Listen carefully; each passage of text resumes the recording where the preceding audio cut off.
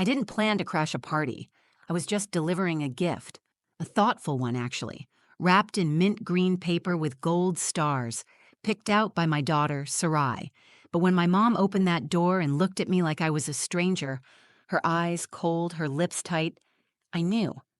I wasn't part of the celebration. I wasn't part of the family. Not anymore. And what she said next, I'll never forget it. You shouldn't be here. She didn't whisper it. She didn't smile. Just flat, like we were the unwanted guests at someone else's wedding. I didn't even know there was a party. That's the part that stings the most. No invitation, no text, not even a heads up. I looked past her shoulder. Streamers. Balloons. A huge "Welcome Baby Micah" banner hung over the fireplace. Dozens of people, many I grew up with, stood holding little plates of catered food, laughing, until they saw me. Then silence. Just the background music still playing on the speaker, awkwardly loud in the hush. I tried to find my brother, Miles, in the crowd. He was by the punch bowl, grinning at someone, until he spotted me. His smile faded. He glanced at our mom, then looked away like he didn't know me. I turned to my daughter. Sarai's hand was tight in mine. She was wearing her favorite yellow dress, the one with the daisy buttons. I bent down to whisper, "Sweetheart, let's just leave the gift and go, okay?" But before I could straighten up, Sarai let go of my hand. She walked right up to my mother, looked her dead in the eye, and said, completely calm, "I know we shouldn't be here. That's why I brought Dad's lawyer, too." It hit the room like a lightning bolt.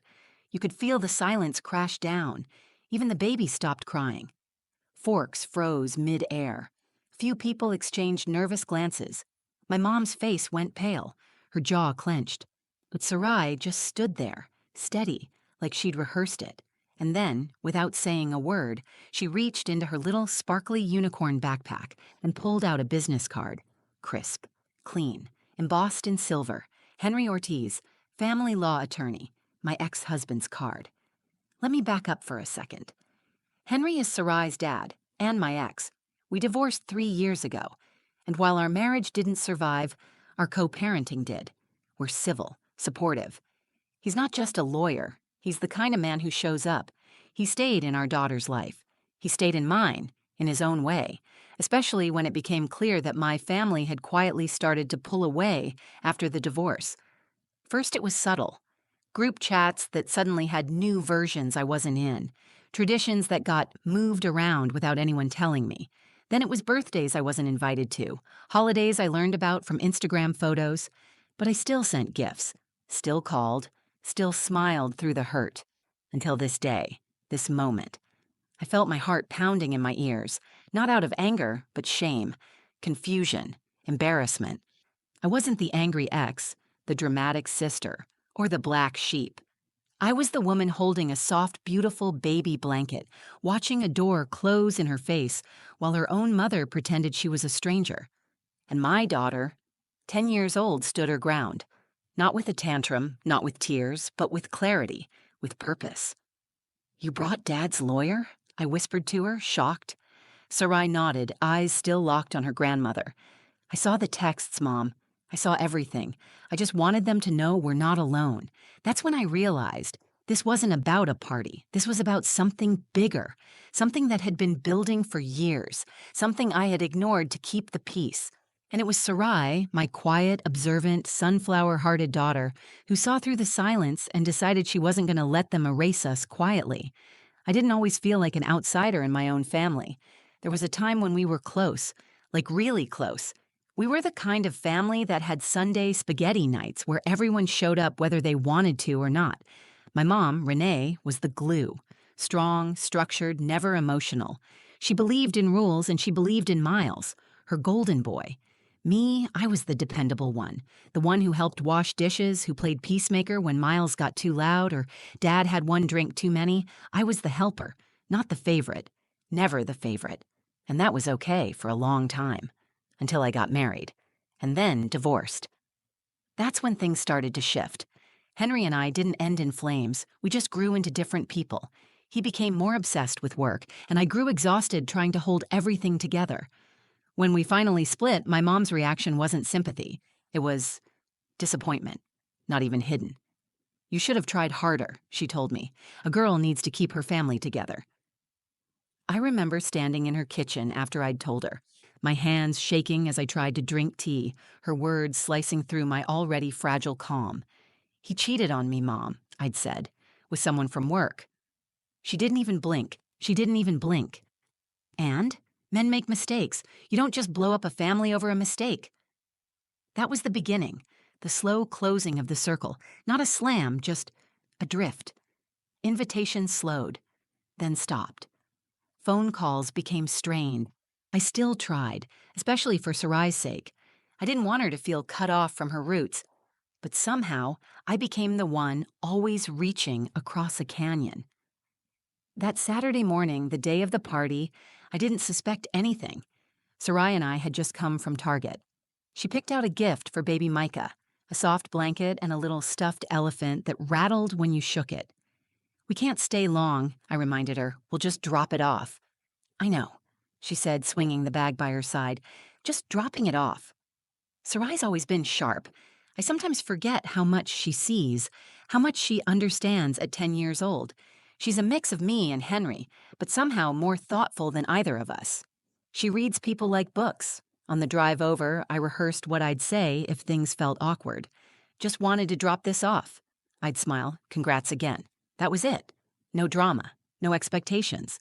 I hadn't even worn makeup. I wasn't there to make a statement. I didn't even know there was a party. I hadn't been told. No invite, no text. I only found out later. Janessa, my sister-in-law, had sent out digital invites. My name wasn't on the list. Neither was Sarai's. Everyone else had known. Everyone else had planned. But me? I was the ghost. The afterthought. It didn't click until I saw the parking situation on their street. The balloons tied to the porch railing. The laughter and music leaking out through the open windows. That sinking cold feeling hit me the second I stepped out of the car. Mom? Sarai asked, looking around. Is this a party? I nodded slowly. Looks like it. She didn't say anything right away, just hugged the gift bag closer to her chest. I hesitated at the bottom step. My stomach flipped. I wanted to leave, honestly. Just drive away, save the dignity, drop the gift off later when no one was home. But Sarai looked up at me and whispered, "We're here now." So we climbed the steps, and that's when everything changed. I didn't know what Sarai had packed in her little backpack. I didn't know she'd taken one of Henry's business cards from the kitchen drawer. I didn't know she had seen the text messages I thought I'd hidden, group chats with my mom and Miles, planning the party and saying, "Don't worry, she won't come. She never does." But Sarai knew. And somewhere in her little heart, she made a choice. Not to start a war, but to end the silence. That's the thing about being excluded. You don't notice the first door closing, or the second. But one day, you look around and realize you're standing in the hallway, alone, and your child's watching. I thought I was just dropping off a gift, but what I was really delivering was the truth. As soon as the door opened, I knew we had made a mistake. My mom, Renee, stood in the doorway in a pearl pink blouse and glossy lipstick. She looked startled. Not just surprised, caught. Her eyes landed on the gift bag in Sarai's hands, then shifted to my face like she was deciding how loud she needed to be. "You shouldn't be here." 4 words, no hesitation. She didn't step aside to let us in. She didn't ask how we were. She didn't smile at her granddaughter. I froze. My feet were planted on the welcome mat, but suddenly the word welcome on it felt like a joke. I looked at her, blinking, as if maybe I had heard it wrong. I held out the bag. We wanted to drop off the gift. Behind her, I saw the whole setup. Catered food trays lined the kitchen island. Silver balloons floated near the ceiling. Family friends, neighbors, cousins, people I hadn't seen in years, all packed into the house I grew up in, drinking punch and laughing, until they saw me. The laughter dipped, like someone turned the volume knob halfway down. A couple of people smiled awkwardly and turned back to their conversations. Others just stared. Miles looked up from near the stereo, a cup in his hand. His jaw tensed when he saw us. He didn't wave. He didn't walk over. My mother didn't move from the doorway. "I didn't know you were having a party," I said quietly. Renee shrugged. "It was last minute." A lie. There was no way that kind of setup happened overnight. I'd seen the invites later. Digital RSVPs, a catered vendor booked 2 weeks in advance, personalized cookies shaped like baby bottles. I nodded slowly. Okay, we'll leave this and go.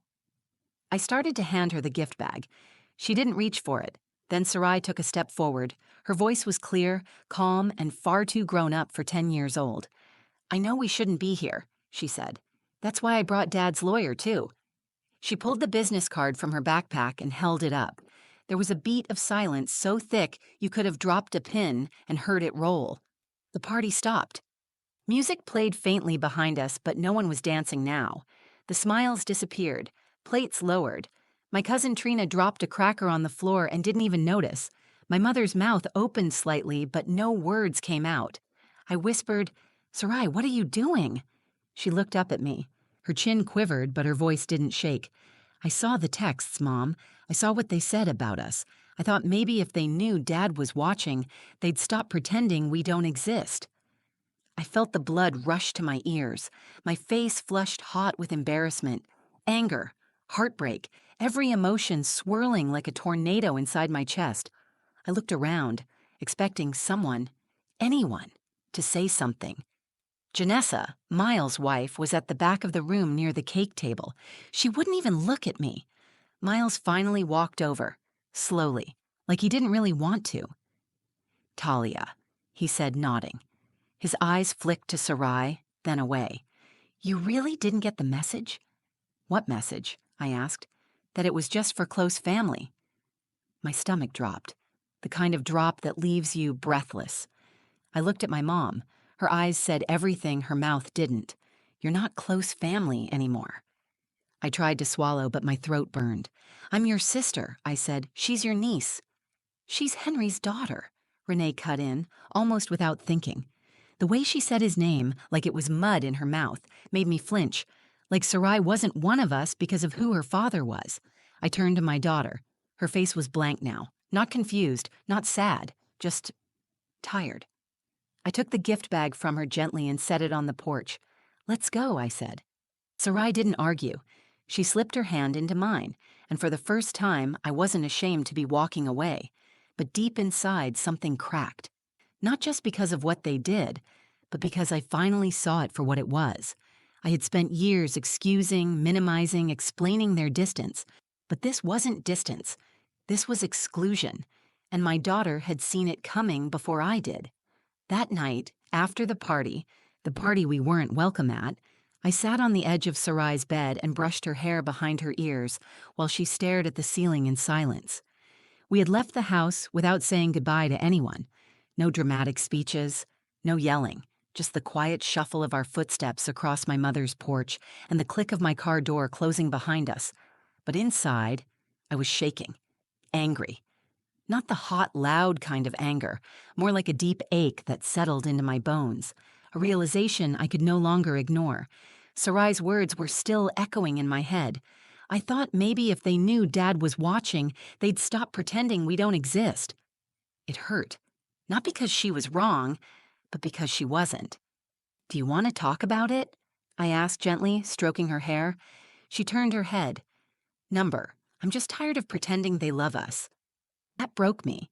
I waited until she was asleep, then stood in the hallway for a long time, staring at the framed photos on the wall. My high school graduation, me holding baby Sarai, a family portrait from before the divorce. I had tried so hard to keep the picture together, emotionally, if not literally, but now I was done pretending too. I poured myself a cup of tea and sat down at the dining table. My phone buzzed. Henry, text. "Everything okay? Sarai told me what happened. Do you want me to come by?" I hesitated, then replied. "Me. Can you call me? I need your help with something." Minutes later, we were on the phone. "I want to talk to you about the trust," I said. There was a pause. "The one your grandfather set up for Sarai?" "Yeah," I said. "I think they're trying to change it. I think they already have." Henry sighed. I had a feeling something was going on. "What do I do?" My voice cracked. "I've been letting them walk all over me for years, just to avoid this exact thing. Lawyers, drama, courtrooms, but now my 10-year-old is the one fighting for us." He was quiet for a moment. Talia, listen to me. You're not doing this to fight them. You're doing this to protect Sarai. And honestly, you've been too quiet for too long. I closed my eyes. He was right. I'd kept the peace so well that I'd stopped protecting my daughter from the people hurting her the most. Family. The ones who were supposed to hold her up were the ones pretending she didn't count. Henry offered to look into the trust agreement, just to confirm that nothing had been tampered with. I agreed. The next morning, I sat Sarai down and told her everything. I talked to your dad, I said, and I'm going to talk to someone about the trust. Grandpa Earl set it up for you because he loved you. No one should be able to take that away. She looked at me for a long time, then nodded slowly. You're not mad I brought his card? I smiled. Honestly, you were braver than I've been in years. Sarai leaned her head against my shoulder. I just didn't want to be invisible anymore. That was the moment I knew. This wasn't just about money or parties or snide comments from my mother. It was about recognition, about my daughter growing up knowing her worth, about not shrinking to fit into a family mold that had no space for us, about not raising her to think silence meant strength when really, it just meant being left behind. So I started speaking up. I didn't post anything online. I didn't blast anyone in the group chat. But I did email Miles and Janessa, politely asking for clarity about the party and the trust. I CC'd Henry. I also emailed my mom. It wasn't angry. It was honest. If you no longer consider me part of this family, I would rather hear it from you directly than through party decorations and whispers. And if Sarai isn't family to you either, you don't need to worry about pretending. But she will always know that she belongs, with or without your approval. I didn't get a response, and maybe that was the answer I needed, but I had already made my decision. We weren't going to be invisible anymore. 3 days passed before I heard anything. No reply to my emails, no missed calls, nothing from my mom or Miles or Janessa, not even a passive-aggressive comment in the family group chat, because of course I wasn't in that one anymore. Then on Thursday afternoon, my mom called. Not texted, not emailed, called. The name Mom flashed on my screen, and my stomach twisted. I stared at it for a second before picking up. Hello? Her voice was clipped. So now you're involving lawyers. I blinked. No greeting, no, how are you? Straight to the point. I'm protecting my daughter, I said calmly. Something you should have done last weekend. There was a pause on the other end, the kind that tells you the other person is swallowing something they don't want to admit. You embarrassed everyone, she finally said. I almost laughed. No, Mom, you did. You embarrassed me when you slammed a door in your daughter's face, and you embarrassed Sarai when you told her she wasn't welcome. She wasn't invited. She's 10. She didn't respond. I took a breath. We're not pretending anymore. I know about the trust. I know about the attempt to modify it, and I know what you've been saying behind my back. Her voice got sharp. You're twisting things. It's not like that. It is exactly like that. She tried to backpedal, said something about how things had just gotten complicated with the trust when Dad passed, that Miles was trying to handle it all, that I'd always been distant since the divorce, as if my absence had been voluntary, as if I hadn't been shoved out inch by inch. But I didn't argue. I just said, we'll let the lawyers sort it out. She went silent again. Then came the final blow, the part that told me everything I needed to know. Well, she said tightly, if this is how you want things to be, don't expect to be included going forward. There it was. Not a misunderstanding. Not a mistake. A choice. Her voice was cold but calm, like she was talking about rearranging furniture, not cutting off her daughter and granddaughter. She was drawing a line in the sand, and for the first time, I wasn't afraid of it. Thanks for the clarity, I said, and hung up. The next day, Henry forwarded me an email from the trust's attorney. Apparently, Miles had submitted paperwork to reallocate Grandpa Earl's inheritance entirely to his son, baby Micah, without mentioning Sarai, without notifying me. But the paperwork had an issue, because Grandpa had written Sarai's name in ink, not Talia's children, not heirs. He'd written Sarai J. Alton, my great-granddaughter, plain and specific. Legally, they couldn't erase her without my consent, and they didn't have it. That was the moment it all snapped into place. This wasn't about a party. This was about power, control, and ownership, over a legacy, over who gets remembered and who gets written out. I knew my grandfather loved Sarai. He used to sing to her when she was little and called her my sunshine girl. He left her something real, something permanent, and my family had tried to pretend she didn't exist. I took Sarai out for pancakes that weekend, just the two of us. The air was crisp and the leaves were starting to turn that fiery orange she loved. As she poured syrup over her stack, she asked, "Are we still going to see Grandma?" I looked at her carefully. "Do you want to?" She shrugged. "I don't think she wants to see us." I reached across the table and squeezed her hand. "Then that's her loss," I said, "and it won't be ours."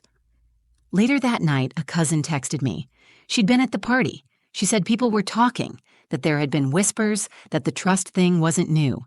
She apologized for not stepping in. She said she felt ashamed. That was the part that got me. Because until then, I thought I'd imagined it all, that maybe I was being dramatic or emotional or bitter. But no, I wasn't imagining anything. I was just finally seeing it clearly. They had tried to erase us, but Sarai, 10 years old carrying a unicorn backpack, walked right into a party where she wasn't wanted and announced to the world, "I see what you're doing, and I'm not afraid." And in that moment, everyone stopped, smiling. After everything settled, the party, the silence, the trust revelation, I expected to feel angry for weeks, but I didn't. I felt free. Not the fireworks kind of freedom, not the kind where you throw a suitcase in the car and drive towards some sunlit future. Number. It was the quiet kind, the kind where you wake up and realize you're not waiting anymore for a phone call, for an apology, for a seat at a table you've been politely circling for years. I was done waiting, and the strange thing was, once I stopped asking to be seen, I finally saw myself more clearly than I had in years.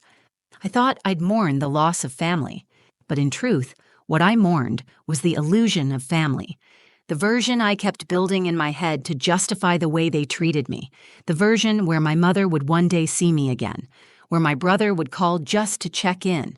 Where my daughter would have cousins, holidays, hugs. But real family shows up. Real family doesn't flinch when things get hard. And when I looked at who had shown up, it wasn't Renee. It wasn't Miles. It was Henry. It was Sarai. It was me. About a week after the confrontation, Sarai came home from school and handed me a drawing. It was crayon, purple and yellow, and showed two stick figures holding hands in front of a small house. She'd labeled them Mom and Me. Above it, in block letters, "My family is enough."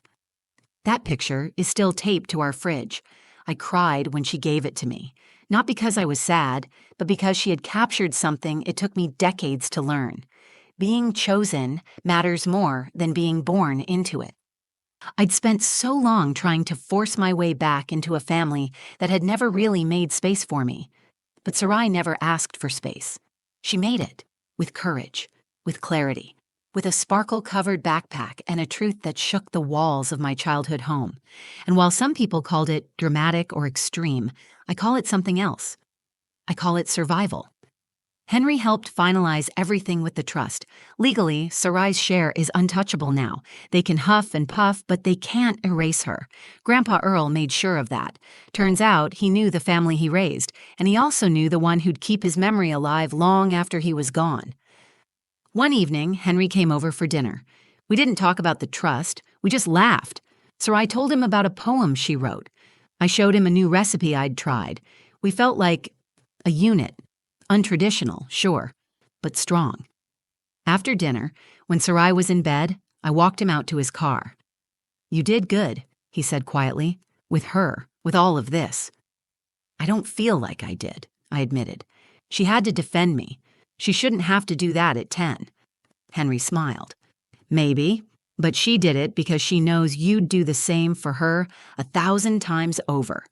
That's the kind of love that sticks." And he was right. There's a power in being someone your child can trust, in being the soft place to land and the shield when the world gets ugly.